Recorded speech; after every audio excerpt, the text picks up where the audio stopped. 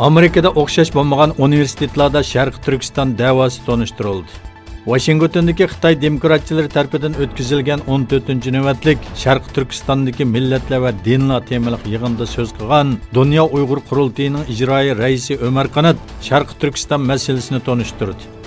Ömer Qanat demokratchi Xitoylarning biz bilan bir safda turishiga va tarixga to'g'ri qarashga chaqiraman dedi. Hong Kongda saqchilar namoyishchilar yig'ilgan savdo saroyiga bostirish ifoda. Janubiy Xitoy shahar gazetining xabar qilishicha, Hong Kongda saqchilar ommaviy taratqulardagi chaqiriq orqali to'plangan va orasida maskalik kishilarmi bo'lgan namoyishchilar yig'ilgan bir savdo saroyiga bostirish ifoda. Shatin, Taypo va Tayko rayonlaridagi savdo saroylarida to'plangan namoyishchilar shuvar to'lab derizlarni chaqdi. Namoyishchilar saqchilarni qo'llaydi deb qaragan bir kishining restoraniga hujum qildi. Gretsiyada tutilib Turkiyaga majburiy qaytarib etilgan 252 nafar qonunsiz ko'chman qo'lga tushirildi.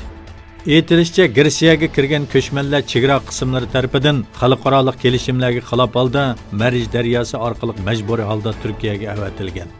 Turkiya chegara qismlari va jandarma qismlari Kapkola chegara eg'izi atrofida bu 252 kishini qo'lga tushirdi.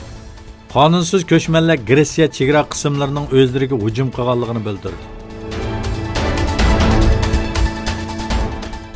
Pakistan o'qituvchilari hukumatga istifa uchun bergan muddatini uzartdi.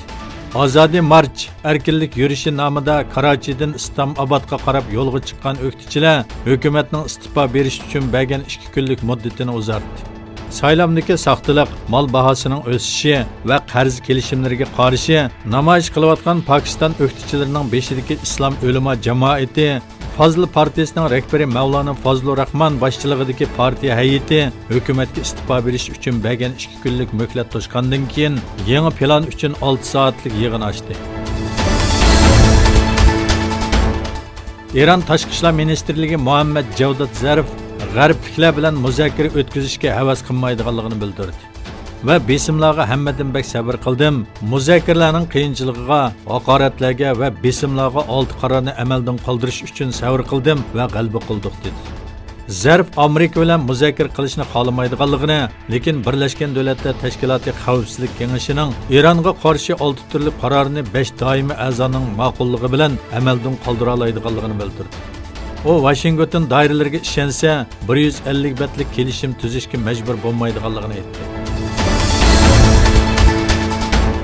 Xitoy bosh ministri Li Keqiang Xitoyning Janubiy Xitoy dengizida uzun muddatli tinchlik va muqimlikni qo'llash uchun Sharqi Janubiy Osiyo davlatlari bilan birlikda tirishchanlik ko'rsatishga tayyor ekanligini bildirdi. Tailandning poytaxti Bangkokda o'tkazilgan 22-navbatli Xitoy Sharqi Janubiy Osiyo allari rahbarlari yig'iniga qatnashgan Li Keqiang Janubiy Xitoy dengizi muzokaralariga aloqador harakat prinsiplari haqida bayonot e'lon qildi.